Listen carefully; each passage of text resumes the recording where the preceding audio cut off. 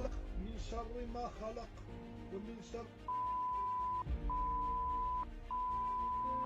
النفاثات في العقد ولا حول ولا قوة. انا غلطت في سورة الفلق، ماشي تعمدت باش نحرف كتاب الله ولا باش نستهزأ بداك الكلام ديال الله. انا لا، انا غير غلطت وفي ستريم وست تسويع وانا مستريمي تزبقت لي ديك الكلمه. انا ماشي كان زعما القصد ديالي هو نقول ديك الكلمه، ولكن انا غير غلطت وصافي.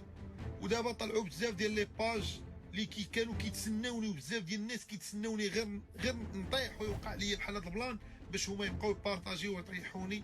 انا كنقول لكم بانني غلطت وكنعتذر من جميع المغاربه، وانا راه ما كندير زعما داك الشيء ديال نقص من دين ديال الاسلام. انا مسلم وكبرت وسط عائله مسلمه، وكنعتذر مره اخرى الدراري.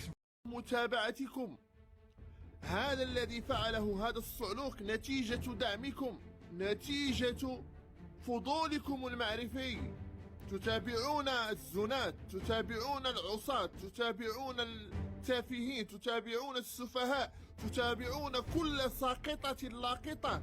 هذا من أجل الإنكار، وهذا من أجل المعرفة، وهذا من أجل الفضول، وهذا من أجل التسلية. هذه هي النتيجة التي يفعلونها. استهزئوا بكتاب ربنا. إلى هذا الحد وصلنا. دعوكم من أني ما كنت أقصد، ما كنت أعرف، لقد أخطأت، إنها فلتة لسان.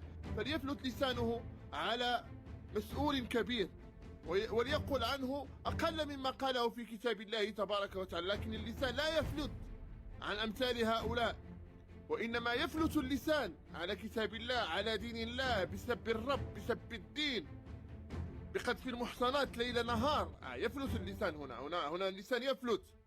والله الذي لا رب سوى، كل من دعمه له نصيب من هذا الإثم، كل من هو مشترك معه له نصيب من هذا الذنب، له نصيب من الاستهزاء بكتاب الله تبارك وتعالى، شاء وأبى. أما أنتم فينبغي عليكم أن تغيروا هذا المنكر بأيديكم. بيدك غير المنكر. وكيف تغير المنكر بيدك؟ أن تقوم بسحب الإعجاب، أن تقوم بالتبليغ على كل حساباته، نصرة لدين الله ونصرة لكتاب الله تبارك وتعالى.